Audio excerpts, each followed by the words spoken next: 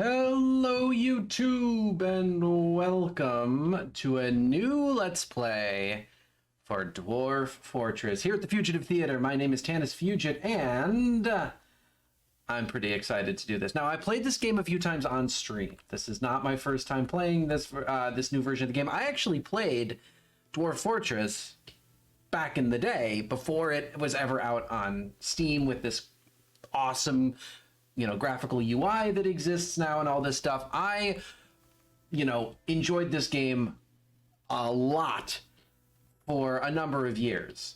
Now, that being said, that was a number of years ago, and I don't necessarily remember everything that has to do with it. And I did only get to play it a little bit as part of my streaming back when it first came out a couple months back.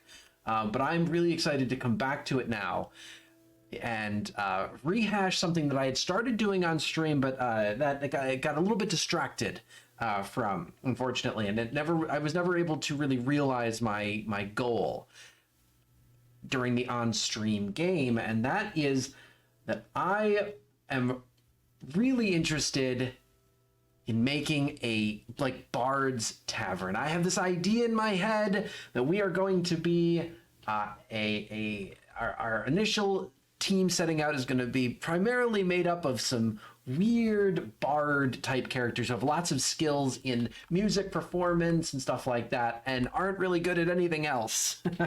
And they're going to be out because they really want to set up a big tavern out in the woods somewhere, out maybe on a major trade route or something.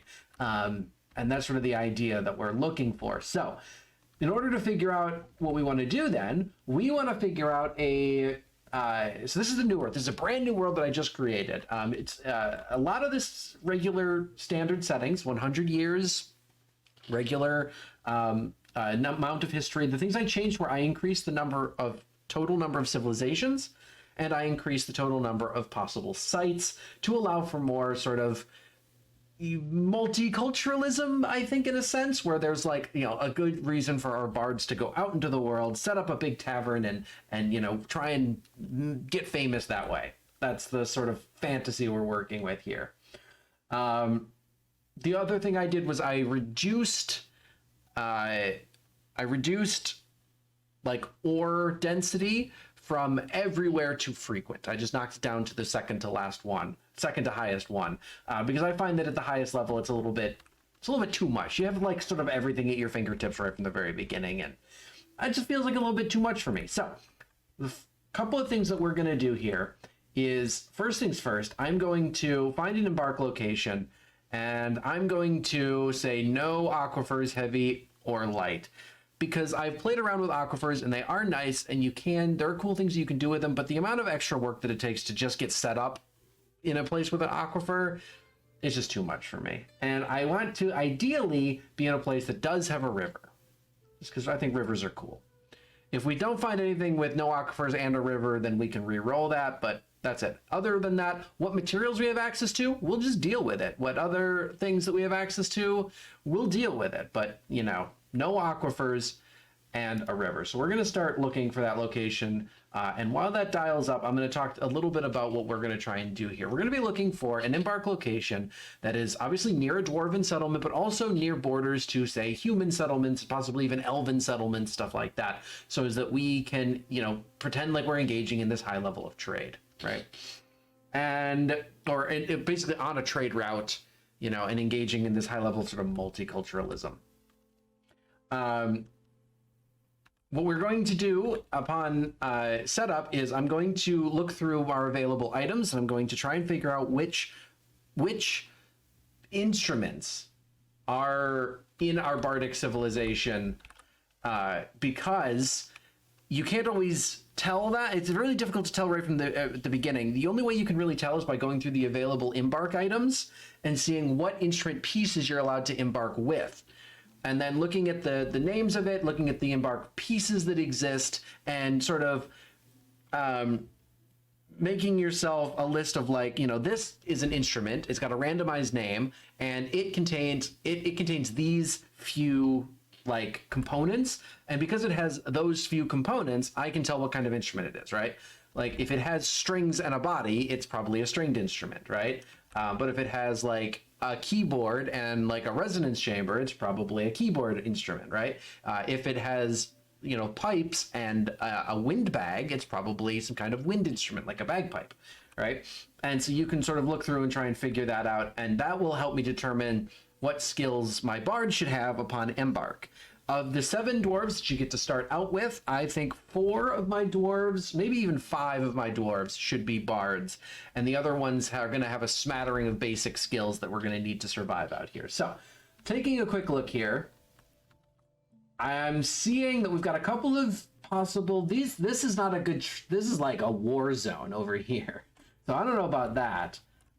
There's a cool volcano over here that we could settle on next to, but there doesn't seem to be any dwarves nearby, so that doesn't make a whole lot of sense. This settling in this dwarven neighborhood would be kind of cool because it's super surrounded by like all kinds of different people, but considering the only places that meet our requirements are down here, that seems to be against my goal here. Let's see, over here would be kind of interesting. There's elves here, humans here. There's a lot of like goblins, unfortunately, and I don't know if these are like if we're like at war with them. If this dwarven civilization is at war with these goblins, they probably are. Now, of course, I could put myself in the middle of the human lands, right? That would be a possibility. I stick myself right in the middle of the sort of human countryside here. And of course, the final idea would be to just stick myself right near this big dwarven mountain home. Somewhere in one of these like edge regions by the elves over here. There's like a huge, massive elven kingdom that occupies this entire north and northwest part of this like island continent. Looks like there's a little bit of human maybe in here as well, but definitely not much.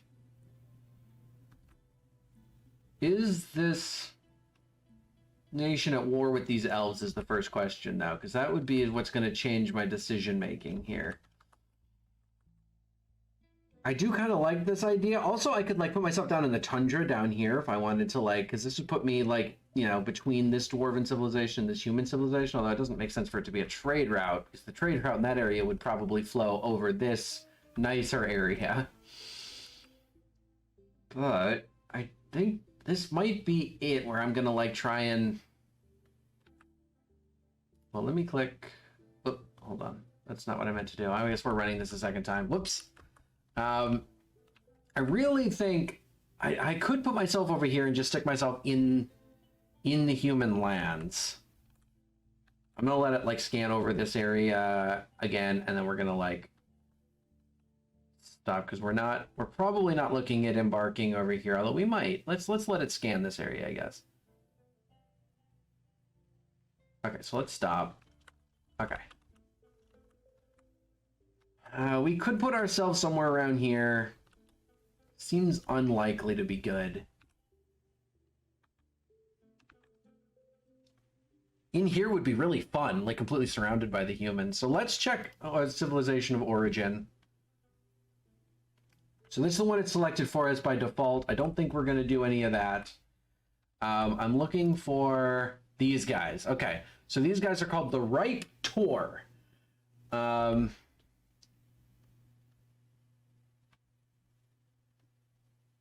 Also, we could, well, actually, these are 2 civilizations, so it could be like trade between these 2. Like, stick myself here and be, well, except this, I guess, would probably be where trade is the most prevalent, right?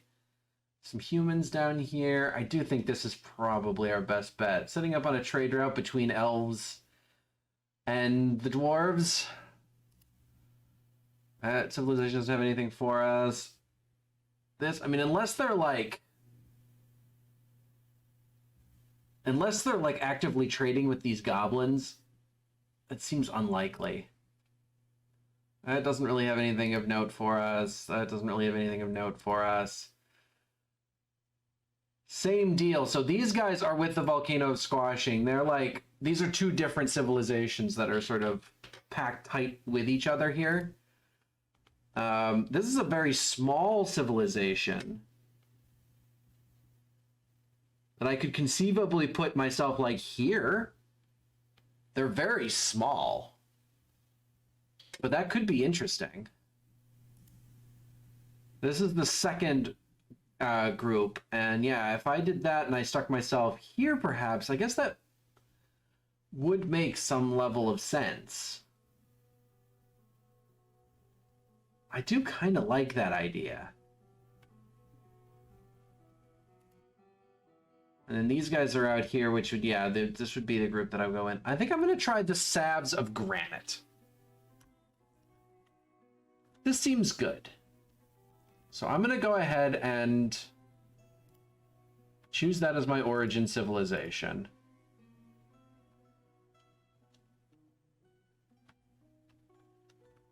And let's look at something like in here. So these are the Dwarven hillocks, and okay, so this is like right on, like the hillocks, forest retreat, stuff like that. This is a Dwarven fortress, small Dwarven fortress. We could put ourselves right next to that small Dwarven fortress, or I think maybe like spread out a little bit further. All this area is like sort of mixed between aquifer and non-aquifer.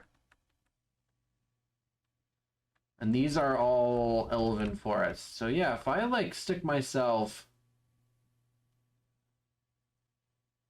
Unfortunately, this big river has nothing but aquifers on it, but like we could run on these smaller rivers. Put ourselves right here, right outside the... I think that's doable. I don't think I have a problem with that. So like I can click embark. And I can put myself right on top of there as my 4x4. And let's do that. Okay. So we're going to prepare carefully. Enemies and economy are going to be normal. I've got some saved embark profiles, but I'm going to try this. We're going to prepare carefully.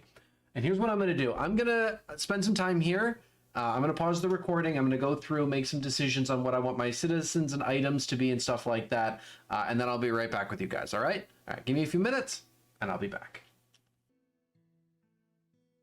So when setting up for a bard gameplay, one of the big things you want to take a look at is in the instrument section. Figure out what instruments you have access to that you can sort of bring along, and reference sort of what is made, what they use in their creation, right? This is really important. So, for instance, so there are some one-part weapons, There's some one-part instruments, like the Knockgol, which don't have any component parts. But the Rotham here and the Nabid, as well as some other ones that are on this list further down, contain component parts. And this is going to be different for yours. Your game is going to be very different than mine. If you've never sort of looked into this part of the game, instruments, what they're comprised of and sort of how they're built, this is randomized each time you play. So if you're really going to try and like get into the instruments of your world and stuff like that, you're actually going to want to like take notes. I actually have a piece of paper here that I'm writing stuff down on. For instance, I've written down that the Nabid is a keyboard instrument, that it needs plant-based strings, stone keys, and a stone case. And I know this because I just typed in Nabid, or Nabid, and went into tools here, and you can see that like pigtail strings, so plant-based strings, and you can see sandstone keyboards, siltstone keyboards. You can make these keyboards from any stone, and same thing with the case. You can make the case from any stone as well. So that means if I want to have, but it does mean that there is an available keyboard instrument in my society that we can make use of. So it would make sense for any of my dwarves to be keyboardists. There's also a string instrument and a percussion instrument that is like first party to my people. So that's pretty much what my bards are going to be. I think of my 5 bards, I'm going to need 1 keyboardist, 1 stringed instrument player, 1 percussionist, and then probably 1 singer and 1 storyteller is probably what I'm going to do for my people. So yeah, that's important to take a look at this stuff when you're trying to plan this out. All right. So what do we have here? Well, we have a set of 7 people who are, well, they're not probably very well cut out for this whole dwarf fortressing thing, but they're going to give it their all by hook or by crook. First up, the first 5 people, ignore their actual names and titles here.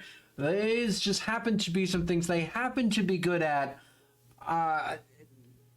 Mainly these are our bards, our first 5. So our first one here, Eshton is our keyboardist. He is a skilled keyboardist, but of course the keyboard instruments in this game, in this world that he will be familiar with, are made primarily of stone. As a result, he's picked up a little bit of basic stoneworking, stone cutting, and stone crafting abilities. That's why he's called Stonecrafter, and those abilities will probably come in handy in the fort in the early days, but primarily Eshton is here to play his instrument. Similarly, Dodok down here is our stringed instrument player, and as a result, but the stringed instruments, of course, have a wooden body, so he has it's an adequate carpenter. Sorry, they have a wooden neck, so he's got an adequate carpenter abilities and woodcrafting abilities just to go along with that. Not really much to speak of, but at least a couple of little things he's picked up along the way that may come in handy on the road. Similarly, Onol down here, this is our percussionist. The percussion instruments in this of our civilization are wooden as well, and as a result, is a little bit of basic wood cutting skills, and that's pretty much it. Finally, next down here, this is our singer and sort of front man of the group. As a result, he's a competent comedian as well as a musician, singer, and somewhat of a dancer as well. All of his skills are here in the other category. So yeah, not much gonna be used, not very useful. Kosov, once aside from being a singer and somewhat of a front man, Datan is much the same way. No real skills to speak of anywhere in these sort of main categories, but is got some skills spread around, being a persuader, negotiator, liar, and a speaker. It's a skilled speaker. This man is a skilled storyteller. As his sort of bardic profession is spoken word. These 2 have no real skills of any description outside of their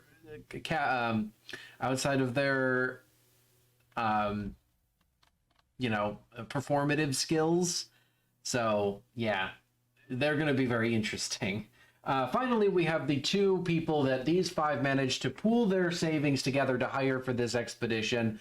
These 2 have no idea what they're getting themselves into. At least they have some basic skills that will be helpful to us. First is Meng. Meng is a miner. That is his primary skill set.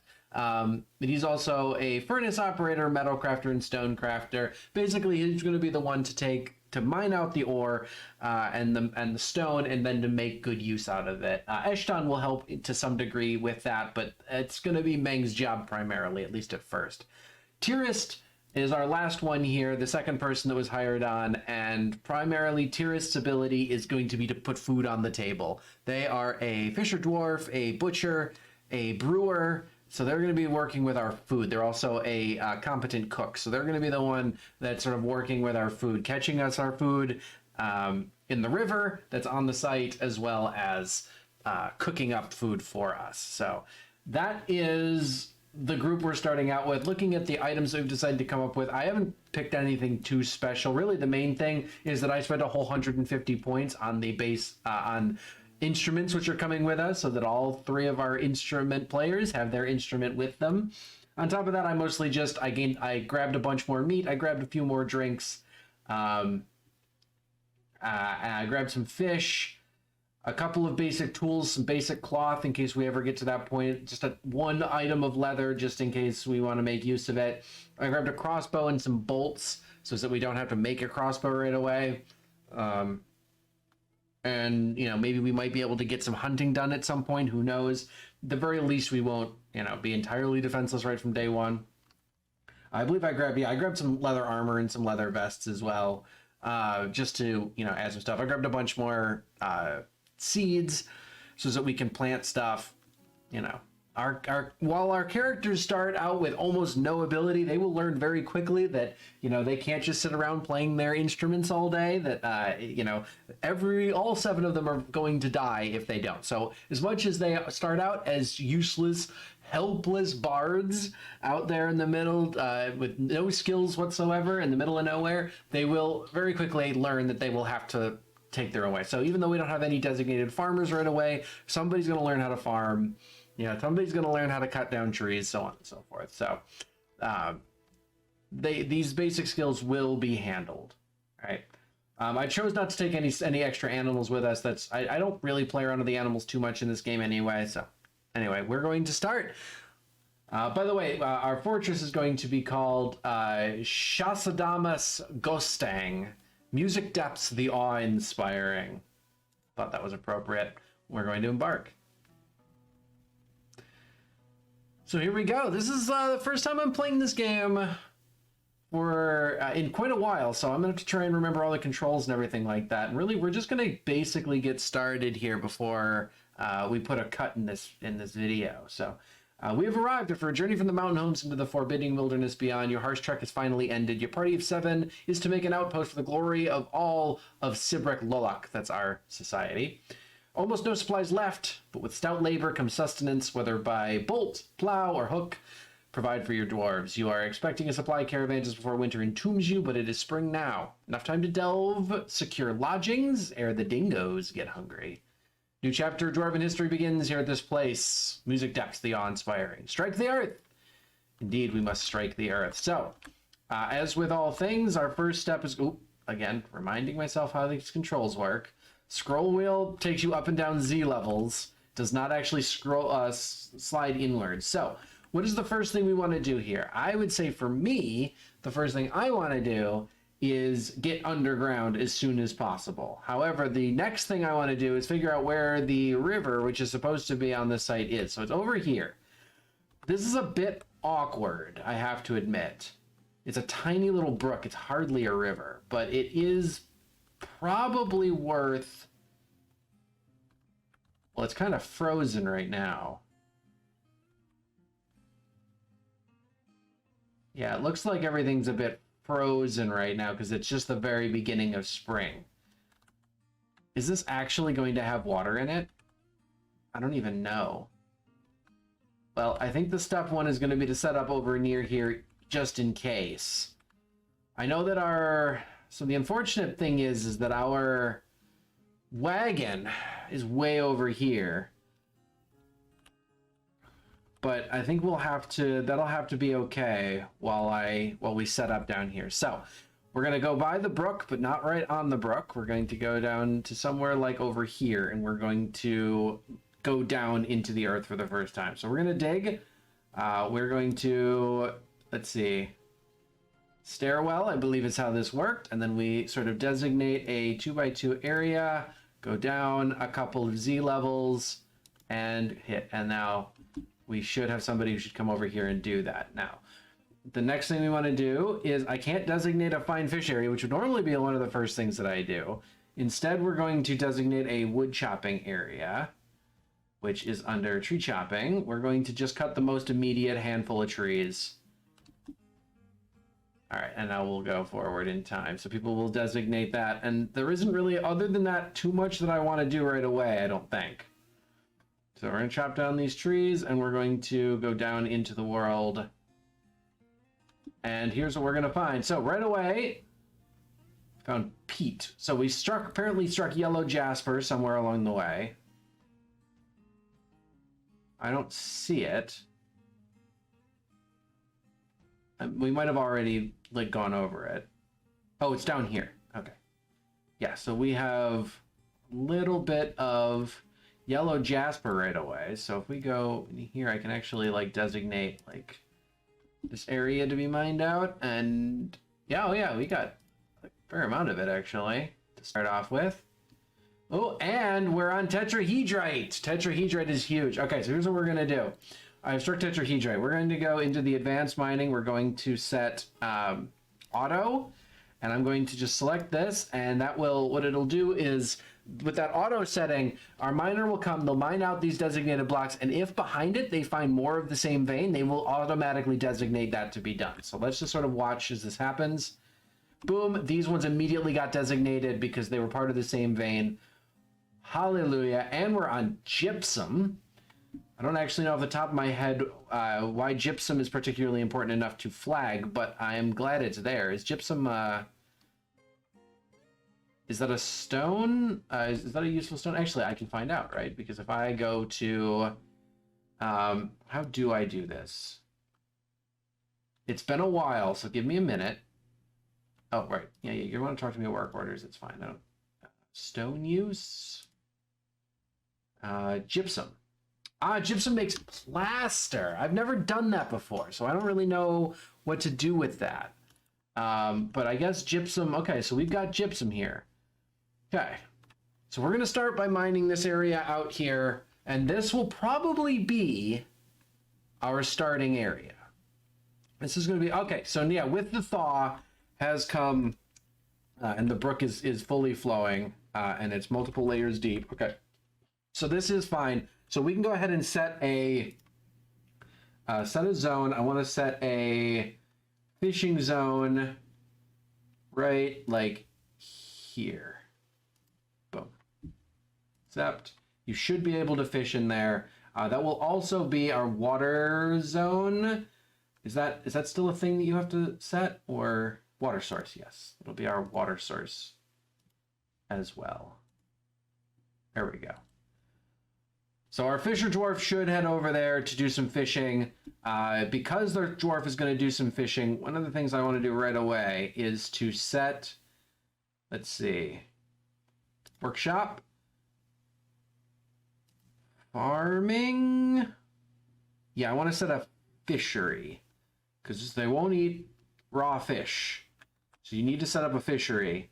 So I'm going to set that right there, and we're just going to make it out of the nearby logs. Go ahead and do that. So our idea here is we are going to set up underground. That's step one, right? We're going to be down here, and wow, we're on a lot of tetrahedrite, pink tourmaline as well. Man, this is looking good for us right away. I'm going to let her mine this out, and whatever shape that ends up in is the basic shape that we're going to like start out in. All right, so this fishery is done. So we're going to catch live fish and prepare raw fish. Both these are going to be done. I'm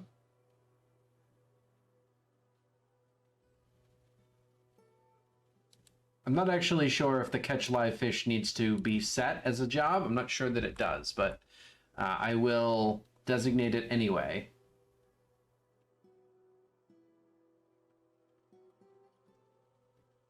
So our people should come around here to do this. They should want to start doing that right away, but I'm not sure. There is nothing to catch. Yes, I know about zone. I have to don't show me again, don't I? Whatever, it's fine. Water source, fishing. Will work in the zone if it exists, otherwise they will fish everywhere. Okay, well, here's what I'm going to do. I'm actually going to go ahead and remove that zone. And I will let you fish wherever. Getting the fishing done is like of primary importance. Wow, this is really expanding it. Like, there's a lot of tetrahedrite that we have access to right away. This is going to be huge. Whatever shape this ends up mining out into is where I'm going to start like making my decisions on how this is like going to look. I always like doing that because I like letting the game make this decision for me by designating these areas like this and then just letting them go. Whatever the first material is that's worth mining, I do that, and then I just let them mine out whatever the vein ends up looking like. This is going to be... Wow, this whole area is going to, like, mine out, basically. This is going to be kind of cool. Although Oh, well, no, I'm two below the river. We should be fine. We should be fine. So yeah, we are doing that. We are hunting. So here's what I'm gonna do first. So here's another thing I'm gonna do. Don't show me this again, please. I'm going to set a stockpile.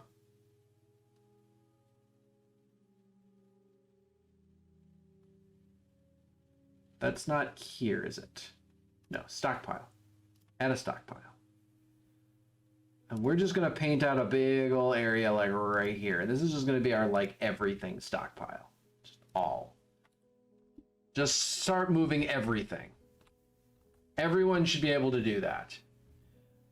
People just start dragging everything that we have and bring it over here. It doesn't even matter what it is. Wow, this really just keeps going, huh? All right, so since we're on a ton of tetrahedrite to start things off, that's like so awesome for us. This feels so good. Anyway, I don't think I really finished my earlier thought. The idea here is going to be, oh yeah, and once again, at the risk of not finishing another thought, I'm going to start designating some plants to be sort of extracted from, because I don't know if that really gives too much, but at least it'll make sure that we have some food. So we're going to start by going underground. We're going to build out our home for our dwarves and workshops and living areas and all of this stuff, stockpiles, places like that, right? That's just going to be to give us a roof over our head and beds to sleep in, and that's really all that's going to be, right? In the meantime, what we will be trying to do is determining what we want to build a surface building out of. This build is going to be really cool because it's going to involve building up a surface building on the outside. And that building is going to be our tavern. The tavern that we're going to be making our name from. The tavern is going to be, it's going to be marked as a tavern. It's going to be open for everyone. We're going to get a lot of visitors from all over the place. That's our goal, is to set up a big, swanky tavern that's got like worth as much as possible and as fancy as possible. So, unfortunately, the stone that we're on right now is dolomite and gypsum. And like dolomite is awesome because it is, if I'm not mistaken, that's flux stone, right? Dolomite. So yeah, don't show me about work details. Stone use. Dolomite is flux stone. So, yeah. So I don't want to necessarily use dolomite for construction down there. So I'm going to have to dig down and sort of see what other stone layers we have early access to. I mean, having early dolomite, although it doesn't seem to be like dropping any. Am I crazy, or like, or is none of this? Oh, that's because I'm not mining any of the. That's because I'm not actually mining any of the wall. I'm just mining the tetrahedrite. So, we'll have to figure that out. Like I will, I'll set a mining. Oh, turn off automated. We'll go with like there, something there, because I don't want to like have any closed off corners like that. And then I think obviously we'll just cut out this whole middle area then, right? I mean, this big area is like a cool shell-shaped starting middle area here. So I think I'll just like designate all of this to be cut.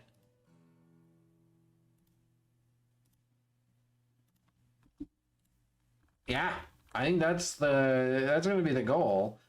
And this is going to be like our sort of starting area here. Seems cool to me. I think we'll build like, because this already has like natural like jutting off points. I've already got a lot of really interesting ideas about this. I'm second guessing myself with this, because I might leave this open because there could be some like internal rooms here. Maybe like our first set of offices will actually be in the middle here.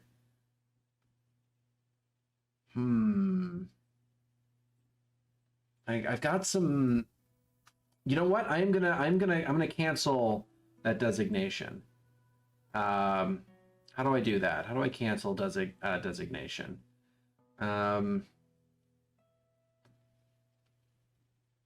do I do that again? Remove orders. Okay. Yeah, I'm gonna undo all of that. I don't actually want you. We'll leave that up with the exception of this,